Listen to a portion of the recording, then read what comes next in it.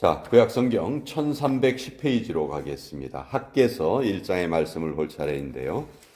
학개서는 아주 짧은 성경이죠. 불과 2장으로 기록되어 있는 짧은 성경인데 1장 내용이 그렇게 길지가 않습니다. 그래서 1장을 처음서부터 마지막 절까지 15절까지 우리 같이 한번 읽어가면서 하나님께서 학개를 통해서 주신 말씀이 무엇인가, 하나님 우선주의로 살아라, 그 말씀을 주시는데 그것을 한번 말씀을 읽으면서 우리가 또 확인하도록 하겠습니다. 1절부터 같이 읽어갑니다. 시작.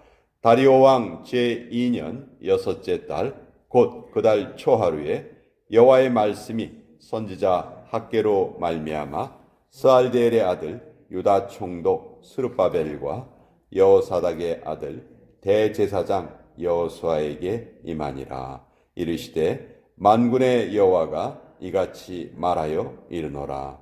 이 백성이 말하기를 여호와의 전을 건축할 시기가 이르지 아니하였다 하느니라. 여호와의 말씀이 선지자 학개에게 임하여 이르시되 이 성전이 황폐하였거늘 너희가 이때 완벽한 집에 거주하는 것이 옳으냐.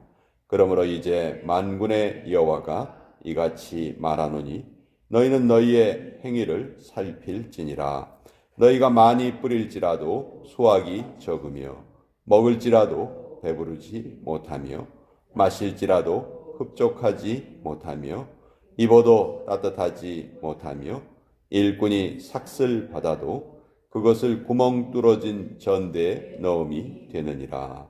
만군의 여호와가 말하노니 너희는 자기의 행위를 살필지니라. 너희는 산에 올라가서 나무를 가져다가 성전을 건축하라. 그리하면 내가 그것으로 말미암아 기뻐하고 또 영광을 얻으리라. 여호와가 말하였느니라. 너희가 많은 것을 바랐으나 도리어 적었고 너희가 그것을 집으로 가져갔으나 내가 불어버렸느니라. 나 만군의 여호와가 말하노라. 이것이 무슨 까닭이냐. 내 집은 황폐하였으되 너희는 각각 자기의 집을 짓기 위하여 빨랐음이라. 그러므로 너희로 말미암아 하늘은 이슬을 그쳤고 땅은 산물을 그쳤으며 내가 이 땅과 산과 곡물과 새 포도주와 기름과 땅의 모든 소산과 사람과 가축과 손으로 수고하는 모든 일에 한제를 들게 하였느니라. 스알디엘의 아들 스룹바벨과 여호사닥의 아들 대제사장 여호수아와 남은 모든 백성이 그들의 하나님 여호와의 목소리와 선지자 학개의 말을 들었으니 이는 그들의 하나님 여호와께서 그를 보내셨음이라. 백성이 다 여호와를 경외하며 그때 여호와의 사자 학개가 여호와의 위임을 받아 백성에게 말하여 이르되 여호와가 말하노니 내가 너희와 함께 하노라 하니라. 여호와께서 스알디엘의 아들 유다 총독 스룹바벨의 마음과 여호사닥의 아들 대제사장 여호수아의 마음과 남은 모든 백성의 마음을 감동시키시매 그들이 와서 만군의 여호와 그들의 하나님의 전공사를 하였으니 그때는 다리오 왕 제2년 여섯째 달 24일이었더라. 하나님의 말씀입니다. 아멘. 자, 이 학개 선지자 불과 4달 사역을 해요. 6월, 7월, 8월, 9월 딱 4달 사역을 하는데 16년 동안이나 중단되어 있었던 성전 공사를 백성들의 마음을 하나님의 말씀으로 움직여서 그 공사를 시작하게 했던 그런 선지자가 학개 선지자입니다. 물론 혼자 사역했던 건 아니고요. 학개 선지자와 같이 사역했던 선지자가 스가랴 선지자죠. 그래서 학개, 스가랴 이 두 선지자는 두 번째 성전을 짓는 일에 아주 결정적으로 관여했던 선지자입니다. 자, 성경에 나와 있는 성전은 총 3차례 지어졌죠. 처음에는 솔로몬 성전입니다. 솔로몬이 7년 동안 모든 좋은 재료와 또 모든 그 최고의 기술자들을 모아서 7년 동안이나 열심히 그 성전을 지었어요. 뭐 그 성전의 화려함이라든지 뭐 이런 것은 이루 말할 수 없을 정도였습니다. 그러나 그 성전은 바벨론이 침략했을 때 돌 하나도 돌 위에 남지 않고 완전히 다 부서지고 말았어요. 그리고 이스라엘 백성들은, 유다 백성들은 그 포로로 끌려가게 됐죠. 그 포로로 끌려갔던 유다 백성들이 다시 하나님의 은혜로 예루살렘으로 돌아오게 됩니다. 다 돌아온 건 아니고요. 그때 이미 바벨론에 가서 오랫동안 그쪽에서 살고 있었기 때문에 황폐해진 예루살렘으로 돌아오려는 사람들의 숫자는 그렇게 많지 않았습니다. 한 100만 명 정도가 포로로 끌려갔는데 돌아온 사람들은 불과 한 5만 명 정도. 처음에 돌아왔던 사람들은 5%도 되지 않았어요. 자, 이 사람들은 정말 대단한 그런 결심을 가지고 예루살렘으로 돌아옵니다. 우리가 무너진 성전을 재건하자. 두 번째 성전을 짓자. 그래가지고 그 5만 명 정도에 되는 사람이 스룹바벨과 여호수아의 지도하에 돌아옵니다. 근데 돌아와서 기초공사만 맞춰놓고 주변의 방해가 너무너무 심하니까 이것을 계속 진행하지를 못해요. 그래서 이 두 번째 성전 공사는 16년 동안이나 중단이 되고 맙니다. 그 중단된 기간 동안 이 돌아온 그 사람들이, 유다 백성들이 뭘 했냐 하면 4절에 보시면 이 성전이 황폐하였거늘 너희가 이때 판벽한 집에 거주하는 것이 옳으냐. 여기 판벽한 집이라는 것은 고급 주택을 말하는 거예요. 벽을 잘 세우고 그 치장을 잘한 그런 집을 말하는 거예요. 너희는 분명히 하나님의 전을 재건하겠다고 돌아왔는데 그것이 조금 어렵다고 해서 그것을 다 잊어버리고 그저 자기의 집 짓기에만 지금 급급하고 있느냐. 이렇게 하나님이 진노하시는 거죠. 꼭 이거는 무슨 어떤 하나님의 집, 건물을 먼저 지어야 된다. 그런 의미로 우리가 받아들이기보다는 우리가 인생을 살아가면서 내 삶이 우선인가? 하나님의 삶이 우선인가? 하나님이 먼저인가? 내가 먼저인가? 그 삶의 우선순위를 살펴보라 하는 그런 말씀으로 우리가 받으면 더 이해하기가 쉬울 것 같습니다. 자, 이렇게 하나님의 백성이 자기가 마땅히 해야 할 일을 하지 않을 때 하나님께서 이들을 깨우시는데 무엇으로 깨우시냐면요. 삶의 어려움을 통해서 깨우세요. 삶의 어려움을 일부러 보내십니다. 자, 6절에 보시면 너희가 많이 뿌릴지라도 수확이 적으며 먹을지라도 배부르지 못하며 마실지라도 흡족하지 못하며 이렇게 쭉 읽어보면 뭐든지 열심히 일을 하려고 하지만 그 결과가 제대로 보장이 되지 않는 거예요. 왜? 왜 그렇죠? 우선순위가 제대로 되지 못했기 때문에. 하나님을 위해서 하나님을 섬기는 것이 우리의 삶의 우선이 되면 하나님이 모든 것을 우리에게 더해 주신다 말씀하셨지만 하나님을 섬기는 것이 우선이 되지 않는다면 우리가 아무리 애쓰고 노력을 해도 원하는 그런 그 결과가 얻어지지 않는다는 거예요.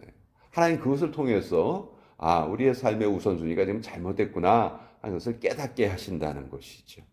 그래서 7절에 보면 만군의 여호와가 말하노니 너희는 자기의 행위를 살필지니라. 왜 너희의 삶에 그렇게 땀을 흘려도 결과가 없느냐? 땀을 흘려도 소출이 없느냐? 그것은 너희의 삶의 방향이 잘못되었기 때문이다. 그래서 삶은요, 우리 인생은 속도가 문제가 아니고 방향이 문제다. 늘 우리가 그런 말을 하잖아요. 내가 지금 하나님 우선주의로 살아가느냐 아니면 내 우선주의로 살아가느냐, 이제 거기에 인생의 방향이 결정이 되는 것이죠.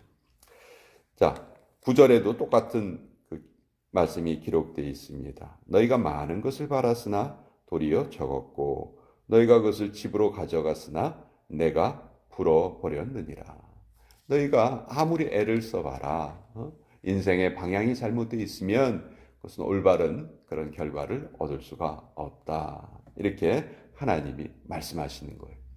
자, 이 학개 선지자는요, 가장 성경에 나오는 여러 선지자들 중에서 가장 나이가 많았을 때 부르심을 받았어요. 그럼 우리가 그걸 어떻게 알 수 있냐면, 이 학개 선지자는 솔로몬 성전에 무너지기 전의 모습을 눈으로 봤던 분이에요. 그리고 그것을 기억하고 있을 정도니까, 적어도 뭐 그걸 기억할 정도면 아무리 나이가 어려도 한 7, 8살 정도는 됐을 거 아니에요. 그리고 이 두 번째 성전을 지을 때 그 두 번째 성전의 모습도 본 분이에요. 그러니까 586년에, 기원전 586년에 솔로몬 성전이 무너졌습니다. 그리고 기원전 516년에 두 번째 성전이 완공이 됐어요. 그러니까 70년 딱 차이가 나는 거예요. 근데 이 두 성전을 다 볼 수 있었던 사람이니까 적어도 나이가 70은 훨씬 넘었을 것이고 한 80 정도 되지 않았을까, 그렇게 생각이 돼요. 그러니까 하나님이 너무 그러니까 나이가 많을 때 선지자로 부르셨기 때문에 대신 기간을 짧게 해주셨어요. 그래서 딱 4개월만 사역을 합니다. 근데 이 4개월은 정말 위대한 사역을 했어요. 백성들의 마음을 완전히 깨웁니다. 그래서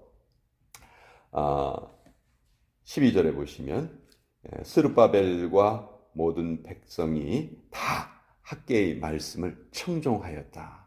그래서 6월 1일 날 이 학개가 이 말씀을 선포하는데, 언제부터 백성들이 움직이기 시작하냐면 6월 24일부터 움직이기 시작합니다.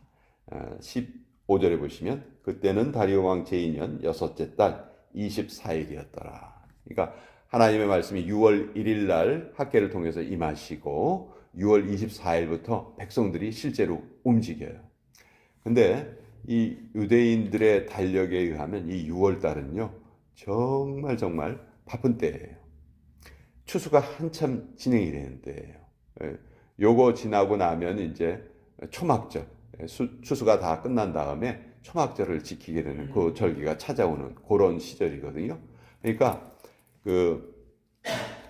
한국의 농촌에도 옛날에 일손이 부족할 때에는, 추수 때에는 어린아이의 손길 또한 부족하다 할 정도로 모든 사람들이 달려들어서 일을 해야 되는 때예요. 그런데 바로 이때 무엇을 시작하냐면 성전 재건을 다시 시작하는 거예요.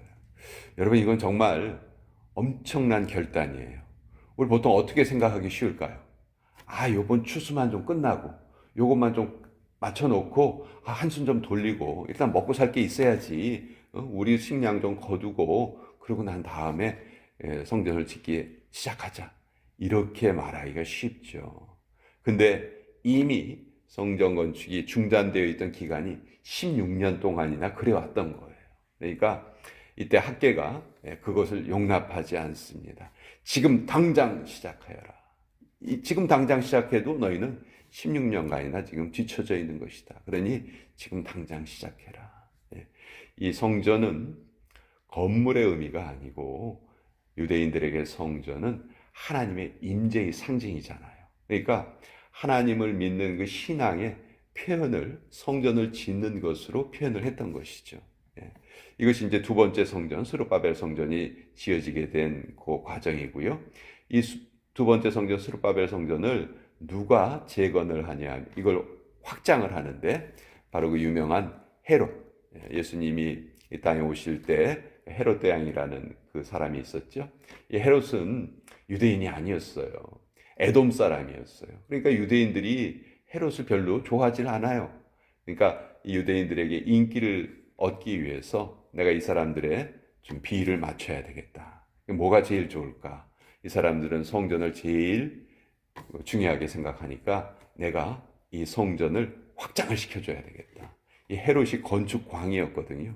그래서 46년에 걸쳐서 세 번째 성전을 확장을 합니다. 그것을 우리가 보통 헤롯 성전이다, 그렇게 부르죠.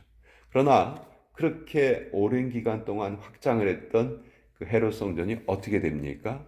AD 70년에 로마가 예루살렘을 쳐들어왔을 때 그 헤롯 성전 역시 다 무너져 버리고 말죠. 그리고 로마가 일부러 서쪽에 있는 벽 하나만 딱 남겨놨어요. 그래서 그것을 오늘날도 통곡의 벽이다, 그렇게 유대인들이 부르고 있는 것이죠. 그러니까 이제 건물로서의 성전은 다 무너져 버렸습니다. 그리고 예수님께서는 이제 하나님은 어떤 건물에 계신 것이 아니고 예수님을 믿고 따르는 그 사람들의 마음속에 계신다, 그렇게 말씀을 해주셨죠. 그러니까 오늘도 어떤 면에서 우리는 하나님의 전을 지어가고 있어요. 눈에 보이는 건물이 아니고 눈에 보이지 않는 우리 자신을 계속 세워가고 있는 것이죠. 무엇을 통해서? 하나님을 믿는 믿음을 통해서 내 우선이 아니고 하나님 우선주의로 살아갈 때 바로 우리가 온전한 하나님의 전을 완성할 수 있다 하는 그런 말씀입니다. 그래서 오늘 이 학개서의 말씀을 통해서 하나님이 무엇을 우리에게 원하고 계시는가, 그것을 같이 한번 또 나누어 보았습니다. 자,